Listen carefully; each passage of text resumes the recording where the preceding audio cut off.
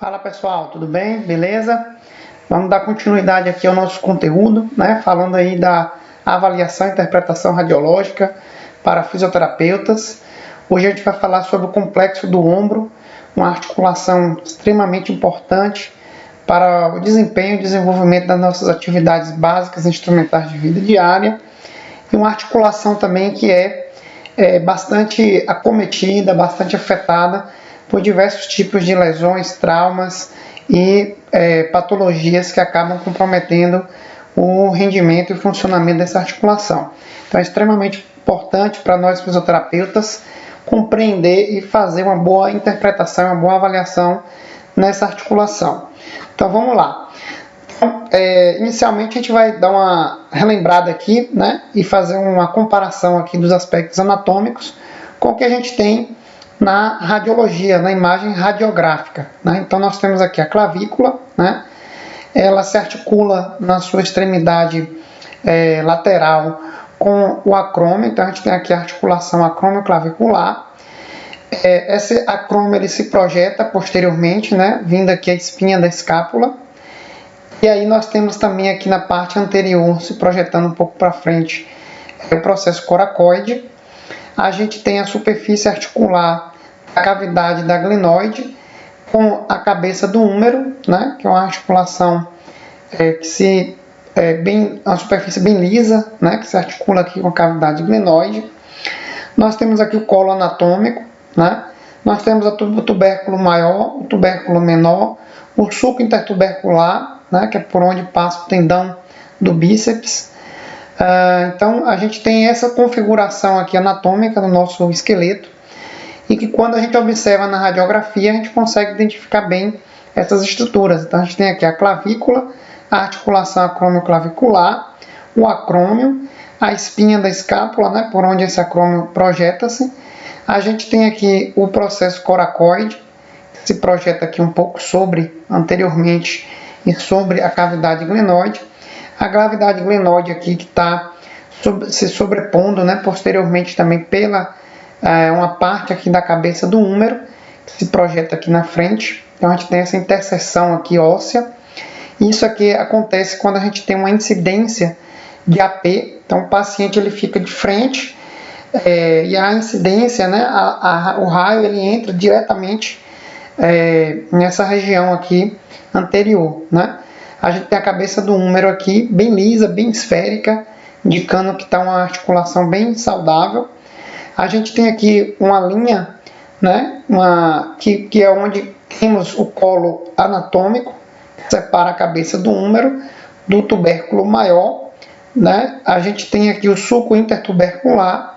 Essa projeção, essa um pouco aumentada da densidade aqui nessa região, é exatamente a projeção do tubérculo menor. E logo abaixo a gente tem aqui o colo cirúrgico, né, e a diáfrase do húmero. Então a gente tem aqui também a borda medial da escápula, né, e a cavidade glenoide, como a gente já mencionou. Então a gente tem aqui o que a gente chama de AP, né? Nós temos também o que a gente chama de AP verdadeiro. O AP verdadeiro é quando a gente consegue visualizar a articulação glenumeral de modo a enxergar bem a superfície e o espaço articular dessa articulação. Então veja que a gente tem aqui a clavícula, novamente, a articulação acrômio-clavicular, formando aqui o teto, por onde vão passar aqui importantes tendões, onde temos a bursa subacromial, temos o tendão do músculo do bíceps, da cabeça longa do bíceps. Nós temos aqui o músculo supraespinhal, o tendão do supraespinhal que também vai passar por aqui, né? Então são estruturas anatômicas extremamente relevantes que vão passar nesse túnel, nessa região aqui, né?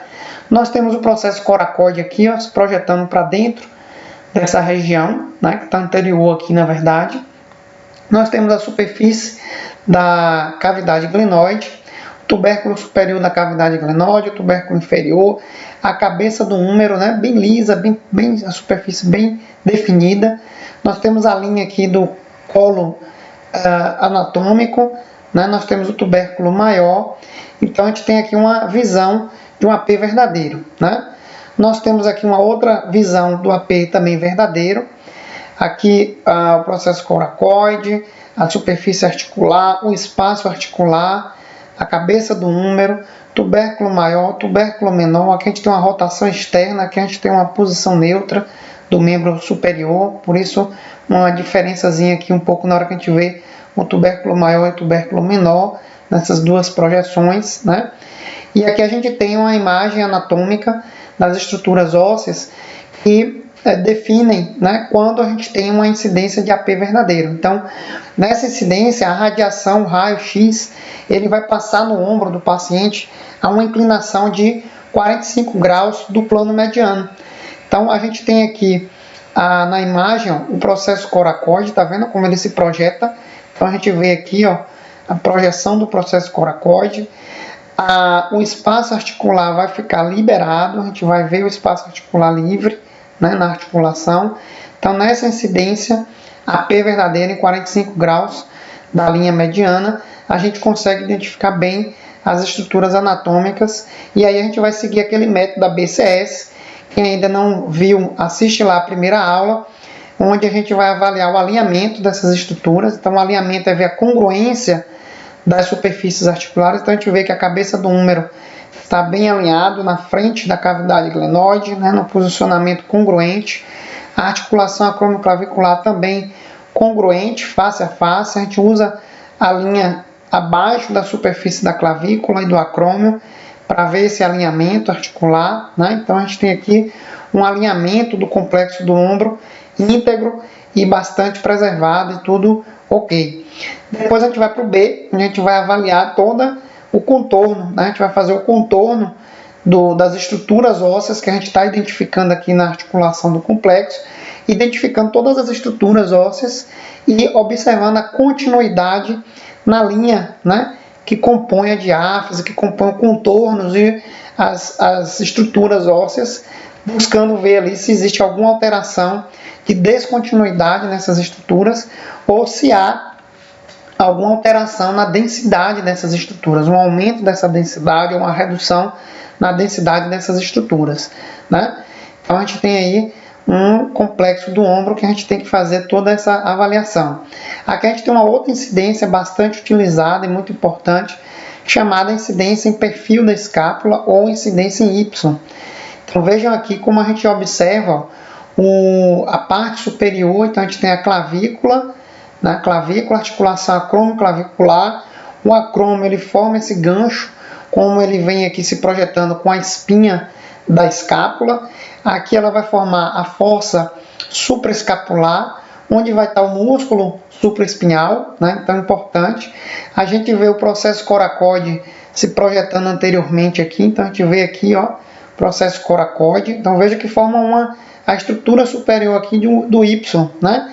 E o corpo da escápula se projeta inferiormente, onde a gente visualiza aqui o corpo da escápula projetando-se inferiormente aqui, formando aquela parte inferior do Y, né? Na parte da frente da escápula, né? Então a gente tem a cavidade glenoide e a gente tem aqui a cabeça do húmero se projetando aqui na frente dessa cavidade glenoide.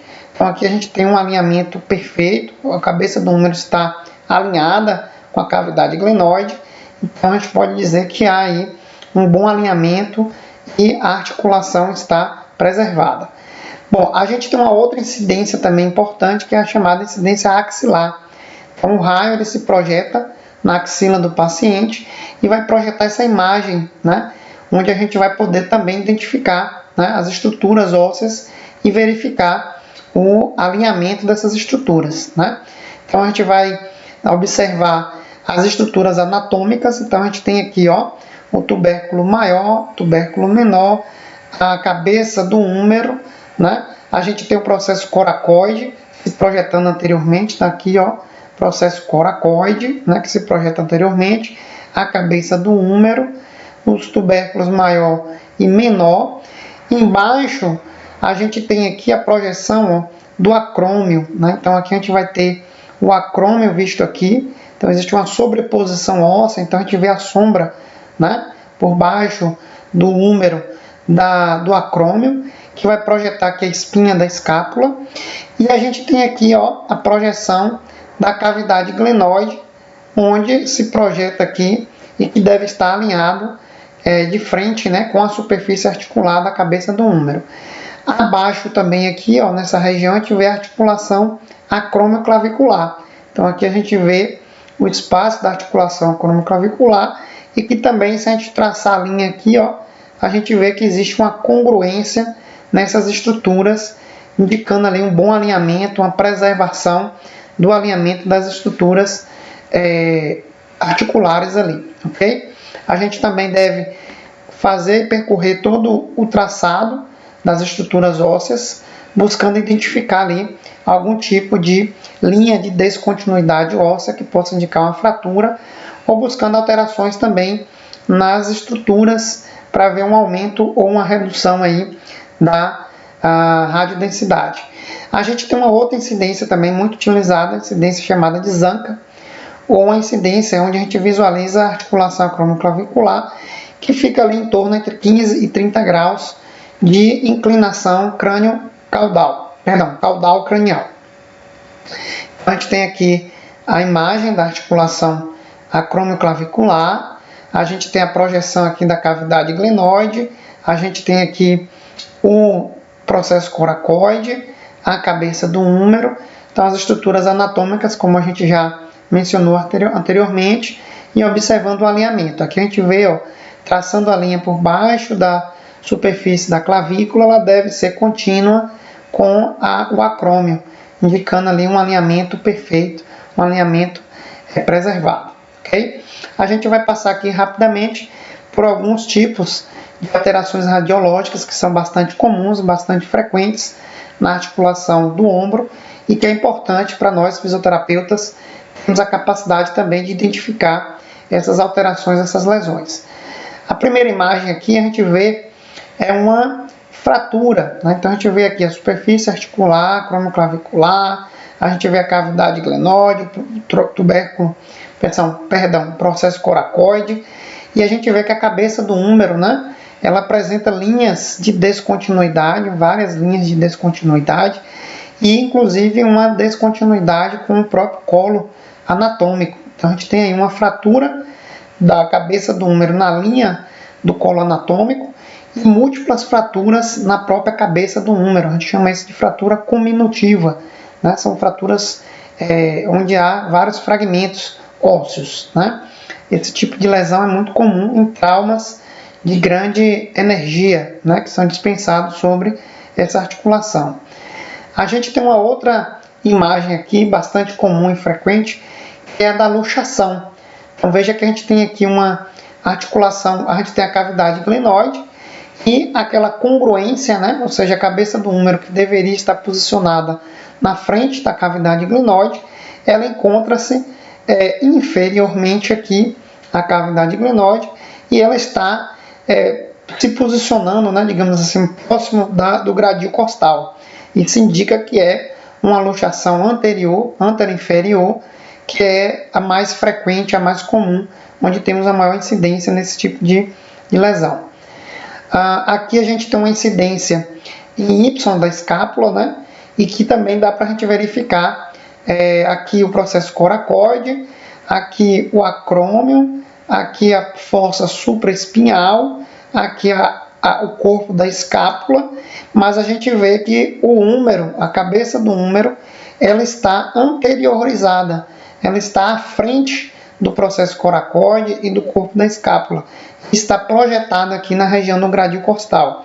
Isso também é uma dica onde a gente vai identificar que essa luxação ela é anterior, né? Obviamente que o processo de redução deverá ser feito, mas para nós fisioterapeutas a gente sabe que uma luxação ela muito possivelmente está acompanhada aí de lesões do lábio, né, glenoidal, ligamentos, distensões, né, dos músculos, dos tendões, poderão estar tendo um comprometimento bastante grande nessas estruturas musculoesqueléticas, e isso para nós é bastante importante, porque são nessas estruturas em que nós vamos atuar diretamente para tentar garantir que esses pacientes tenham um retorno na estrutura do complexo do ombro, para que ele possa desempenhar suas atividades e funções, mas de todo modo é uma região que a gente precisa trabalhar com bastante eficácia para evitar a recidiva desses tipos, ou pelo menos minimizar o risco de reincidências, né, dessas luxações, ok? Aqui a gente tem uma outra incidência AP, e agora vejam que a cavidade glenoidal, né, e a cabeça do húmero está passando por trás da cavidade glenoidal e forma uma linha radiotransparente aqui, ó. Isso aqui é um indicativo para a gente de que essa luxação, ou esse deslocamento, ele foi posterior. É um tipo de luxação menos frequente, acontece muito associado aos traumas, ao impacto, né? E aí o húmero, a cabeça do húmero se desloca posteriormente. Então a gente tem aqui aquela incidência de AP verdadeiro, onde o espaço articular ele desapareceu, porque a gente tem agora uma sobreposição da cabeça do húmero na região posterior, e ficando essa linha aqui, esse sinal da linha radiotransparente, indicando uma luxação posterior do húmero. Aqui a gente tem uma incidência também de Y, então, tal qual aquela imagem anterior que a gente viu, o processo coracoide, corpo da escápula, fossa supraespinhal, e a gente vê que a cabeça do húmero, ó, ela está projetada posteriormente à escápula. Então aqui a gente tem a cavidade glenoidal, e essa cabeça do húmero deveria estar aqui posicionada na frente da cavidade glenoidal. No entanto, ela está deslocada posteriormente. Isso indica para a gente, então, uma luxação posterior, ok? A gente tem uma outra incidência de AP, que a gente também visualiza os aspectos da luxação posterior, onde a gente tem aqui, né, a cavidade glenoidal, e a gente vê que o húmero encontra-se, né, de frente com a cavidade glenoidal na imagem da radiografia, mas a gente observando aqui vê que forma uma estrutura bem cilíndrica, né? Esse sinal é chamado sinal de bulbo da lâmpada, onde a gente tem ali uma imagem, uma estrutura uniforme, como se fosse o bulbo realmente de uma lâmpada, e nessa imagem a gente tem então uma pista, né, um indicativo dessa luxação posterior, ok? Bom, a gente tem aqui, retornou um pouco, dando continuidade, a gente tem aqui um outro tipo de lesão que acontece no ombro também, traumática, onde a gente visualiza, né, a linha que corresponde à superfície da cabeça do húmero, ela vem, e quando a gente chega na região do tubérculo maior, a gente vê uma descontinuidade na estrutura, e aqui a gente vê fragmentos ósseos, né, dessa estrutura do tubérculo maior, que sofreu essa fratura de tubérculo maior. Tem um outro achado interessante aqui para você observar, que é na porção inferior aqui, ó, do lábio da região da borda inferior da cavidade glenoide. Nós temos um pequeno fragmento aqui, ó. Essa é uma fratura também da borda inferior da cavidade glenoide. Esses tipos de fraturas e de lesões são comuns estarem associadas a mecanismos de luxação, né, traumáticas. Então essa luxação, onde a gente tem uma fratura da cavidade glenoide, também recebe o nome de lesão de Bankart. Então a gente tem aqui uma lesão de Bankart com lesões com fratura também de tubérculo maior do húmero, ok? A gente tem aqui uma outra imagem onde a gente tem, ó, a gente traça por baixo aqui pela região inferior da clavícula, e aí quando a gente chega aqui ela perde essa linha que deveria permanecer com a borda inferior aqui do acrômio. Então aqui a gente tem uma luxação acromioclavicular, onde a gente vai ter lesões do ligamento acromioclavicular, e o processo coracoide, ele também, né, projeta o ligamento coracoacromial.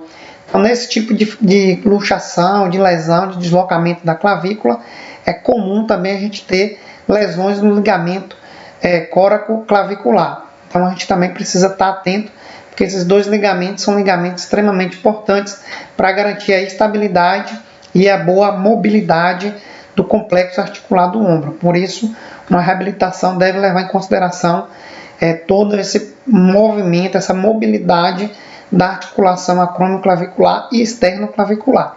Okay? Aqui a gente tem uma outra imagem também, que é comum às vezes aparecer aí para a gente, né, quando a gente está atendendo pacientes, onde a gente tem então uma imagem de AP do ombro, né, do complexo do ombro, e aí, quando a gente vai analisar essa imagem, a gente percebe alguns elementos importantes, como por exemplo aqui, a gente tem um estreitamento do espaço articular. Então, primeiro achado radiológico, redução do espaço articular na articulação glenohumeral. Segundo achado radiológico interessante que a gente visualiza aqui, a gente tem uma proeminência óssea, né, que vai se formando. Essas projeções, essa proeminência óssea aqui, nós chamamos de osteófitos. Então, um prolongamento nas bordas das estruturas ósseas. Então, a gente tem um segundo achado radiológico aqui, que é a presença desses osteófitos, né? Um segundo achado radiológico importante que a gente vê aqui é o aumento da radiodensidade na região subcondral. Então, abaixo, bem na superfície articular, a gente vê uma região de esclerose subcondral, ou seja, está mais esbranquiçado, indicando ali um aumento da atividade inflamatória nessa superfície articular, nessa região subcondral. Então, esclerose subcondral, terceiro achado radiológico encontrado aqui. E neste caso específico, a gente ainda consegue identificar alguns cistos subcondrais. Cistos subcondrais são essas lesões aqui, na região óssea, onde a gente tem uma redução, um pouco de radiotransparência, formando pequenas bolinhas, né, mais transparentes, indicando aí uma degeneração do tecido ósseo nessa articulação, nessa região. Então a gente está aqui diante de um quadro de uma osteoartrose, de uma osteoartrite do complexo articular glenohumeral. Então, esses achados eles podem aparecer de maneira conjunta, mas também dois desses sinais já são indicativos para a gente aí de uma osteoartrite. Então, a gente precisa também avaliar bem e poder instituir um melhor acompanhamento dos nossos pacientes. Outro achado radiológico importante para nós fisioterapeutas está aqui presente nessa imagem. Então, a gente visualiza aqui a cavidade glenoide, a superfície articular, veja como a articulação lisa, bem preservada, né? Um tubérculo maior, mas aí quando a gente vai avaliar, a gente vê um aumento, uma radiodensidade aumentada aqui nessa região. Essa estrutura aqui consiste, quem passa por aqui, a gente tem aqui a clavícula, a gente tem aqui o acrômio, né? A espinha da escápula aqui por trás, e a fossa supraespinhal. Então aqui está passando o músculo supraespinhal, e o tendão do músculo supraespinhal está exatamente aqui. Então aqui a gente tem uma tendinopatia calcificada do tendão do supraespinhal. É um problema grave em que a gente precisa dar um bom acompanhamento, porque nesse caso o paciente ele já encontra-se com um processo de calcificação avançada, né? Então a gente precisaria fazer também uma boa abordagem para tentar minimizar toda a sintomatologia desse quadro patológico desse paciente. Mas aqui a gente tem um sinal, uma alteração radiológica visível, que é uma calcificação aí instituída. Ok, pessoal? Então falamos aí da interpretação e da avaliação radiológica do ombro, do complexo do ombro. Passamos aí por alguns aspectos de algumas alterações radiológicas que são bem frequentes e bem comuns nesse complexo do ombro. E continua aí com a gente no canal, segue a gente lá no Instagram, que a gente também está postando sempre informações relevantes para nós fisioterapeutas e profissionais estudantes de fisioterapia. Beleza? Grande abraço, a gente se vê em breve aí.